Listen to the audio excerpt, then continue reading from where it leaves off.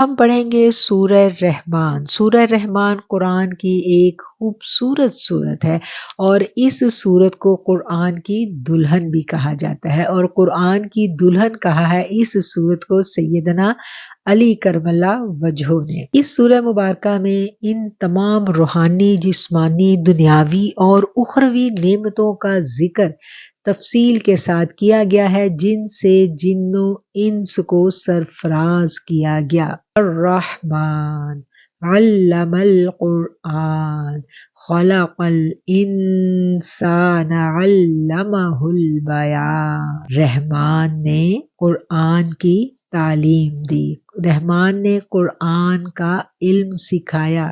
رحمان نے قرآن کا علم کس کو سکھایا؟ خلق الانسان، پیدا کیا ایک انسان کامل کو۔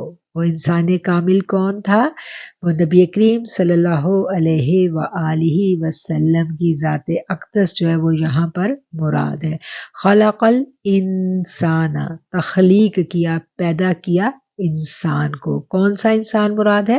نبی کریم صلی اللہ علیہ وآلہ وسلم کی ذات مراد ہے۔ کیسے؟ کیونکہ قرآن کا علم جو ہے وہ سب سے پہلے نبی کریم صلی اللہ علیہ وآلہ وسلم کو سکھلایا گیا، اور اس کے بعد پھر ہر اس فرد تک یہ قرآن کا علم پہنچا دیا گیا جو اللہ تک پہنچنے کی طلب رکھتا ہے، کیونکہ اس سے پہلے جتنی بھی کتابیں آئی تھیں وہ نبی کریم صلی اللہ علیہ وآلہ وسلم کی آمد کے بعد منسوخ کر دی گئیں۔ اب جو بھی جائے گا اللہ تک وہ اسی قرآن کے ذریعے جائے گا، اسی قرآن سے ہدایت لے گا، اسی قرآن سے روشنی لے گا، اسی قرآن سے زیادہ راہ اٹھائے گا تو وہ اپنے رب تک پہنچ سکتا ہے۔ تو یہ قرآن اللہ تعالیٰ نے اپنے بندے کو سکھلایا۔ علمہ البیان، اور اسے بیان کرنا سکھایا۔ امام غزالی لکھتے ہیں الرحمن اپنے بندوں پر بے حد لطف و عنایت فرمانے والا۔ اس کا پہلا احسان تو یہ ہے کہ اس نے پیدا فرمایا، دوسرا احسان یہ ہے کہ پیدا کرنے کے بعد انسان کو بھٹکنے کے لیے نہیں چھوڑا بلکہ حق کی جانب رہنمائی فرمائی، اور تیسری ذرہ نوازی یہ ہے کہ یوم محشر انسان کی مغفرت فرمائے گا۔ کفار مکہ نے جب سنا نبی کریم صلی اللہ علیہ وسلم کی زبانی اللہ کا ایک تعارف، ایک نام رحمان، کیونکہ مسلمان کیا کہتے ہیں؟ بسم اللہ، شروع اللہ کے نام سے جو رحمان ہے اور رحیم ہے۔ الحمدللہ رب العالمین الرحمن الرحیم۔ تو مسلمان تو بڑے شوق سے کہا کرتے تھے کہ ہمارا رب تو رحمان ہے۔ تو جب کفار مکہ نے سنا کہ یہ کون ہے بھئی جو رحمان ہے، تو وہ سوال کرتے تھے کہ یہ کیسا نام ہے، یہ کون سا نیا خدا تم لوگوں کا آ گیا جس کا نام رحمان ہے۔ تو اس کے جواب میں بعض علماء لکھتے ہیں کہ اس کے جواب میں اللہ تعالیٰ نے یہ آیات نازل کی کہ رحمان وہ ہے جس نے قرآن کا علم دیا ہے، اور اس نے نبی کریم صلی اللہ علیہ وآلہ وسلم کو یہ علم عطا کیا، اور اس نے انہیں یہ بیان کرنا بھی سکھایا۔ نہ صرف دیا گیا، قلب اطہر پر قرآن آپ کے اتارا جاتا تھا، پھر اس کے بعد آپ اس کو بیان بھی کرتے تھے۔ یہ قوت بھی نبی کریم صلی اللہ علیہ وآلہ وسلم کو اللہ تعالیٰ نے خاص عطا فرمائی تھی، کیونکہ قرآن اتنا انوارات و تجلیات سے بھرپور کلام ہے کہ اس کو قلب اطہر کے سوا اور کوئی چیز سہ ہی نہیں سکتی تھی، اپنے اندر ابزور بھی نہیں کر سکتی تھی۔ اسی لیے تو سب سے پہلے یہ میرے آقا کے قلب اطہر پر گیا، اس کے انوارات و تجلیات جو ہیں وہ میرے آقا علیہ الصلوۃ والسلام کے سینہ انور میں جذب ہوئے، اور پھر وہاں سے آگے میرے آقا نے اپنے امتیوں کو جس کو جتنا چاہا اس کا علم سکھلایا۔ اور جب آقا علیہ الصلوۃ والسلام اس کی تعلیم دیتے تھے تو آپ کو تعلیم دینے کے ساتھ ساتھ اللہ تعالیٰ نے اور کیا ہدایات دی تھی؟ آپ کو کہا گیا تھا کہ ان لوگوں کا تزکیہ بھی کرنا ہے، ان کا تزکیہ نفس کرنا ہے، پھر ان کو تعلیم دینی ہے اور پھر ان کو حکمت سکھانی ہے۔ تو یہ تھے وہ فرائض نبوی جن پر آقا علیہ الصلوۃ والسلام کو فائز کیا گیا تھا۔ آیت نمبر 27 کو ہم دیکھیں گے، کل من علیہا فان ویبقی وجہ ربک ذو الجلال والاکرام۔ ہر چیز کو فنا ہونا ہے اور باقی رہے گا تیرے رب کا چہرہ، وجہ کہتے ہیں چہرے کو، تیرے رب کی ذات صرف وہی باقی رہے گی جو بڑے شانوں والی، جو بڑی عظمت والی، جو بڑے احسان والی ہے۔ وَيَبْقَى وَجْهُ رَبِّكَ، اور باقی رہے گی تیرے رب کی ذات، ذو الجلال والاکرام، جو بڑی عظمت والی اور بڑے احسان والی ہے۔ یہ دنیا فانی ہے، اس دنیا میں ہر چیز نے ایک دن فنا ہو جانا ہے۔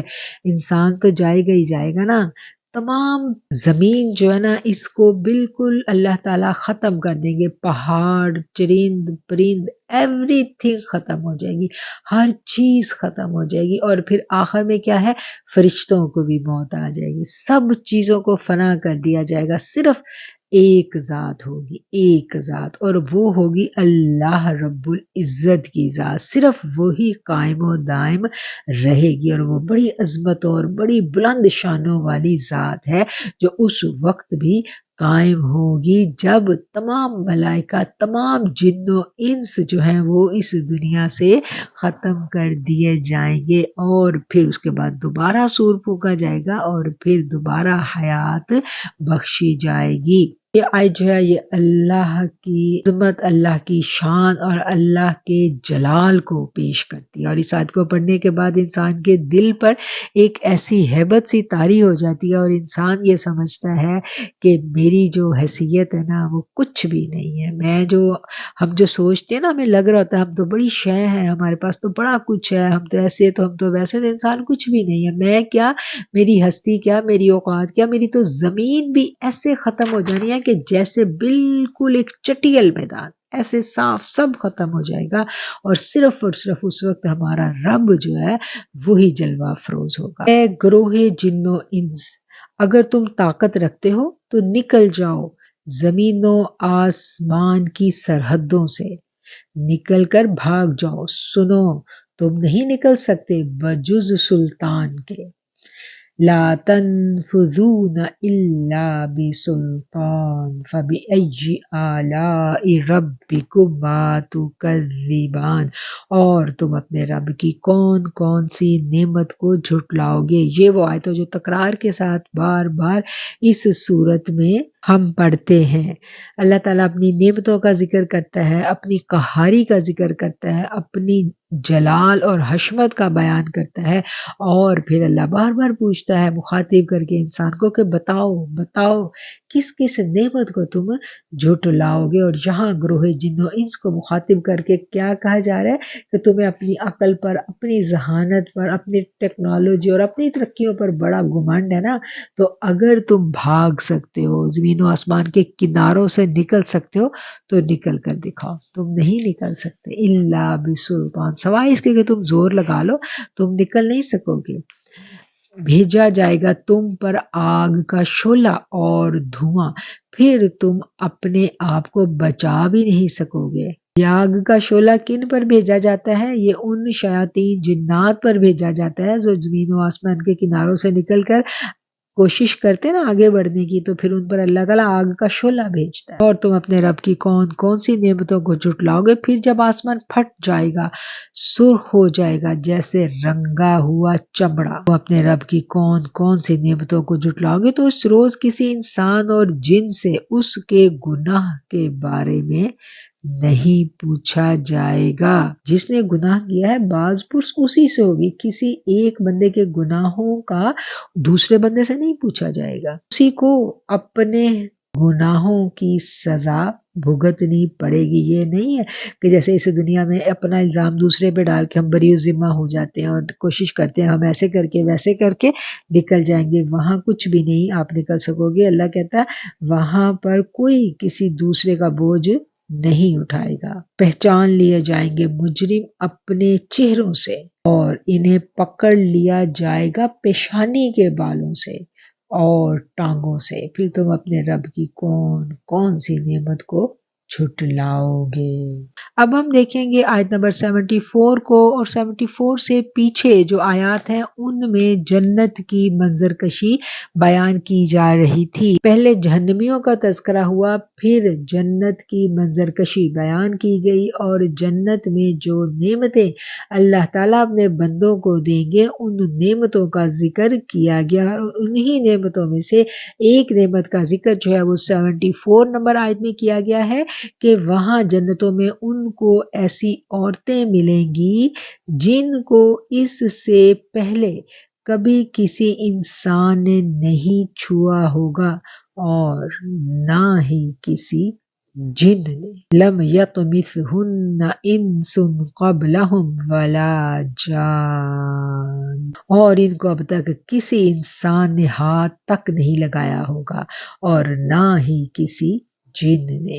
تو یہ کیا، یہ بات جو ہے یہ ایک سوالیہ نشان ہے، ہمارے کان کھڑے ہو جاتے ہیں کہ یہ کیا، اس دنیا میں ایک عورت اگر یہ کہتی ہے کہ میں پاک دامن ہوں، مجھے آج تک کبھی کسی مرد نے نہیں چھوا، تو کیا وہ اس چیز کا دعویٰ کر سکتی ہے؟ اگر مرد نے نہیں چھوا تو کیا کسی جن نے بھی اس کو نہیں چھوا؟ یہ ایک سوالیہ نشان ہے جو اس آیت پر تفکر کرنے کے بعد ہمارے ذہنوں میں ابھرتا ہے۔ کیا جنات مسلمان عورتوں کو چھو سکتے ہیں؟ کیا جنات میں اتنی قوت ہے کہ وہ ایک مسلمان عورت کو چھو لیں؟ تو اس کا جواب ہے ہاں۔ اسی لیے تو ہمیں اتنی زیادہ آیات بتائی گئی ہیں، دعائیں بتائی گئی ہیں، ایون کہ جب میاں بیوی ملیں تو اس وقت کتنی احتیاطیں بتائی گئی ہیں کہ اگر ہم ان احتیاطوں میں لاپرواہی کریں گے تو میاں بیوی کے اس پرائیویٹ ٹائم میں بھی جنات شامل ہو سکتے ہیں اور ہوتے ہیں، اور اتنے زیادہ جو مسائل خواتین کو بھگتنے پڑتے ہیں۔ تو یہ ایک لمحہ فکریہ ہے، جتنا زیادہ ہم دین اسلام کو سمجھیں گے، جتنا زیادہ ہم دین اسلام کو جانیں گے، اتنا ہی زیادہ ہم اپنے آپ کو محفوظ رکھ سکیں گے، کیونکہ قرآن ہمیں وہ سارے راز بتا دیتا ہے، قرآن ہی سے ہمیں وہ سارے اشارے مل جاتے ہیں جن کے ذریعے ہم اپنا تحفظ بہت اچھے انداز میں کر سکتے ہیں۔ سورہ واقعہ کی بڑی فضیلت بھی بیان کی گئی ہے۔ احادیث میں ابن مسعود رضی اللہ تعالیٰ عنہ سے روایت ہے کہ میں نے آقا علیہ الصلوۃ والسلام کو یہ فرماتے سنا کہ جو شخص ہر رات کو سورہ واقعہ پڑھتا ہے اسے کبھی بھی فاقہ نہیں آئے گا۔ اسی حدیث کو ابن عباس نے روایت کیا ہے کہ کوئی شخص جو ہر رات سورہ واقعہ پڑھتا ہے اسے ہرگز فاقہ نہیں ہوگا۔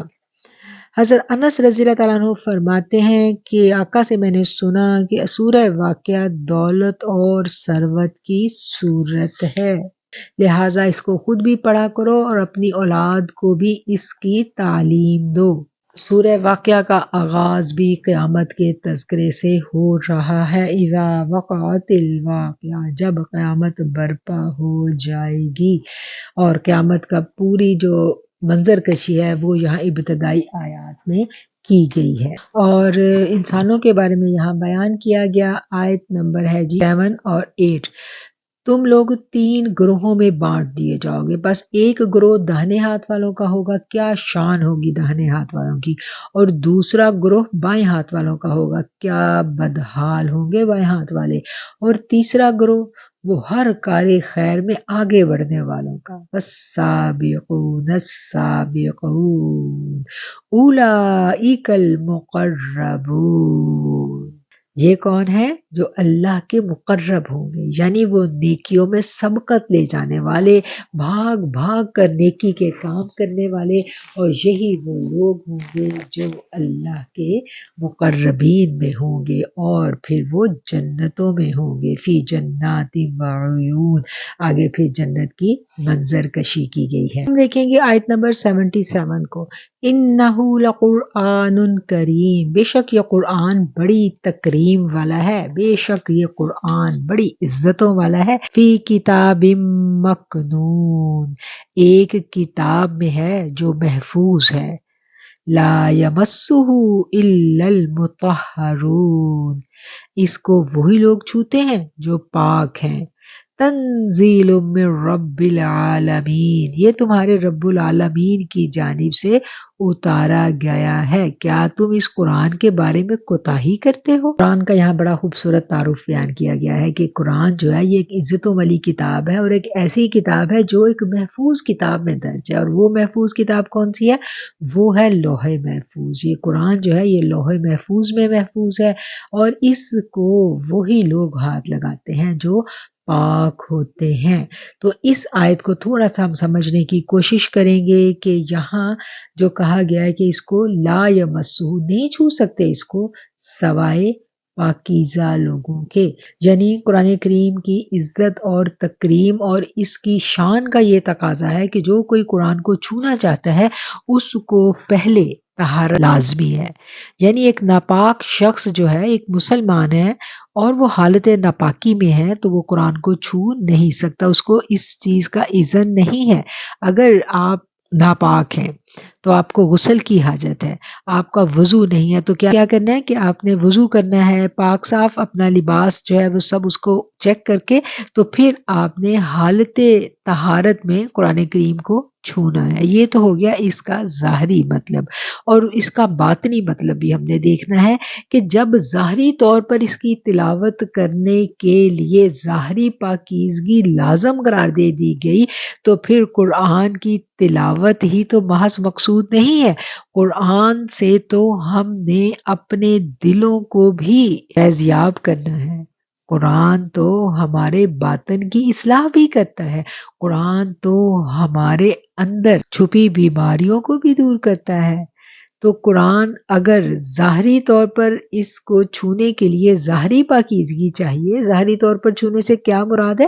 تلاوت کے لیے، یعنی تلاوت کے لیے ہم قرآن کریم پڑھنا چاہتے ہیں تو اس کے لیے شرط ہے کہ ہمیں باوضو ہونا ہے، اور جب ہم قرآن سے فیضیاب ہونا چاہتے ہیں تو پھر میلے کچیلے دل، گندے مندے دل، اس میں قرآن چلا جائے گا، اس میں قرآن کا نور سرایت کر جائے گا، اس میں قرآن کی روشنی داخل ہو جائے گی؟ نہیں۔ اگر ہم یہ چاہتے ہیں کہ قرآن ہمارے قلوب کے اندر اتر جائے، قلوب کے اندر داخل ہو جائے، تو پھر ضروری اور لازم بات یہ ہے کہ ہم اپنے قلوب کو مطہر کریں، پاکیزہ کریں۔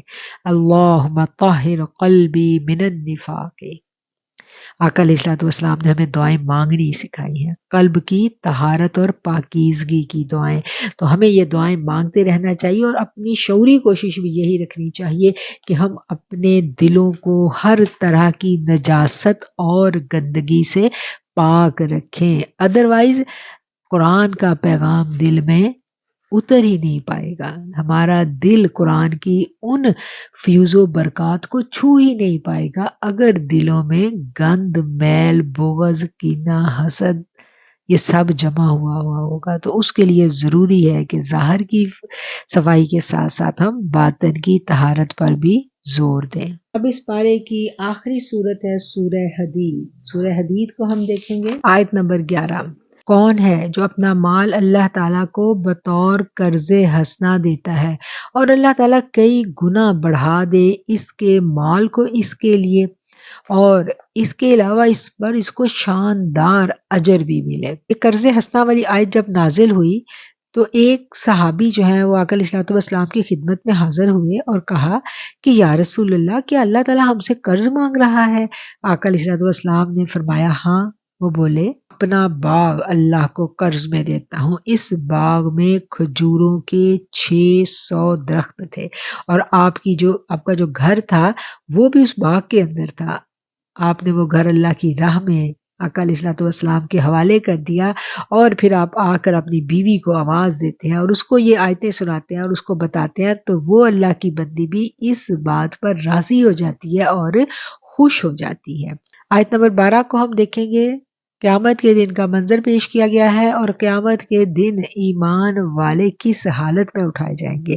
قیامت کے دن ایمان والے اس حال میں ہوں گے، یوم تری المؤمنین، جس روز آپ دیکھیں گے مومن مردوں کو اور مومن عورتوں کو، ذو فشانی کر رہا ہوگا ان کا نور، یعنی ان کے آگے نور جو ہے وہ بکھر رہا ہوگا، ان کے بین ایدیہم، ان کے آگے بھی، ان کے دائیں جانب بھی، اور ان کو خوشخبری سنائی جائے گی اس دن جنتوں کی جس میں نہریں بہہ رہی ہوں گی اور وہ اس میں ہمیشہ ہمیشہ رہیں گے۔ اب اس سے اگلی آیت ہے، اگلی آیت کو ہم دیکھیں گے تو اگلی آیت جو ہے وہ روز محشر ایمان والوں کی کیفیت کو بیان کر رہی ہے کہ قیامت والے دن ایمان والے اس حالت میں اٹھیں گے کہ اللہ فرما رہا ہے کہ تم دیکھو گے یوم ترل المؤمنین، جس روز آپ دیکھیں گے مومنوں کو، مومن مردوں کو بھی اور مومن عورتوں کو بھی، کہ ان کا نور ان کے آگے دوڑ رہا ہوگا، یسعی نورہم، زو فشانی کر رہا ہوگا، دوڑ رہا ہوگا نور ان کے آگے، وبایمانہم، اور ان کے دائیں جانب بھی خوشخبری ہوگی تمہارے لیے اس دن جنتیں جن میں نہریں بہہ رہی ہوں گی اور وہ اس میں ہمیشہ رہیں گے۔ حدیث مبارکہ میں ہے کہ بعض مومن ایسے ہوں گے جن کے نور سے مدینہ اور عدن کے درمیان کی طویل مسافت جگمگا رہی ہوگی، یعنی ان کا نور اتنا زیادہ ہوگا کہ مدینہ سے عدن کا جو میلوں کا فاصلہ ہے وہ سارے کا سارا جو راستہ روشن جگمگاتا دکھائی دے گا۔ بعض کے نور سے مدینہ اور صنع کا درمیانی علاقہ روشن ہو رہا ہوگا، بعض کا نور اس سے کم ہوگا، اور بعض کا نور صرف ان کے قدم رکھنے کی جگہ تک ہوگا، کہ صرف ان کے قدم رکھنے کی جگہ جو ہے وہ روشن ہوگی۔ آیت کا مطلب یہ نہیں کہ صرف آگے اور دائیں جانب نور ہوگا، بلکہ بائیں جانب اور پیچھے بھی نور ہوگا۔ مقصد یہ ہے کہ نور تو آگے اور دائیں طرف ہوگا، لیکن اس کی روشنی چاروں طرف پھیلی ہوئی ہوگی۔ حضرت ابو درداء رضی اللہ تعالیٰ عنہ اور حضرت ابو ذر رضی اللہ تعالیٰ عنہ روایت کرتے ہیں کہ آقا علیہ الصلوۃ والسلام نے فرمایا کہ روز محشر سب سے پہلے مجھے سجدہ کرنے کی اجازت دی جائے گی اور سب سے پہلے مجھے ہی سجدے سے سر اٹھانے کا اذن ملے گا۔ میں اپنے آگے پیچھے دائیں بائیں دیکھوں گا، ساری امتوں میں سے اپنی امت کو پہچان لوں گا۔ ایک آدمی نے عرض کی، یا رسول اللہ، اللہ کے نبی، امتوں کے اس ہجوم میں آپ اپنی امت کو کیسے پہچانیں گے؟ میرے آقا علیہ الصلوۃ والسلام نے فرمایا، میں ان کو پہچان لوں گا، ان کے ہاتھ اور پاؤں وضو کے اثر سے چمک رہے ہوں گے، یہ چیز کسی دوسری امت میں نہیں پائی جائے گی۔ میں انہیں پہچان لوں گا کیونکہ ان کے نامہ اعمال ان کے دائیں ہاتھ میں دیے جائیں گے۔ میں ان کو اس نشانی سے پہچانوں گا جو ان کے چہروں میں ہوگی، میں انہیں اس نور سے پہچانوں گا جو ان کے سامنے ذو فشانی کر رہا ہوگا۔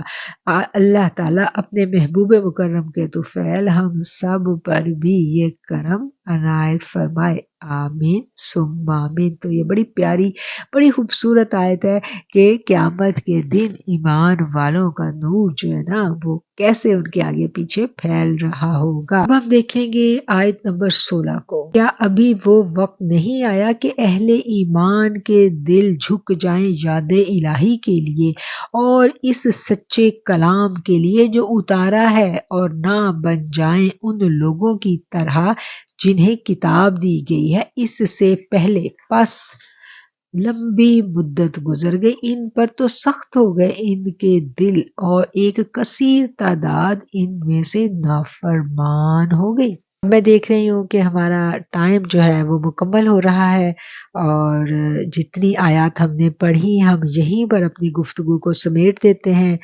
اور اللہ تعالیٰ سے اس دعا کے ساتھ ہم مکمل کرتے ہیں کہ جتنا بھی کلام کریم ہم نے پڑھا ہے اس کو اللہ ہمیں سمجھنے کی اور اپنے فہم میں صحیح معنوں میں اتارنے کی ہمیں ہمت اور توفیق عطا فرمائے۔ وآخر دعوانا ان الحمد للہ رب العالمین۔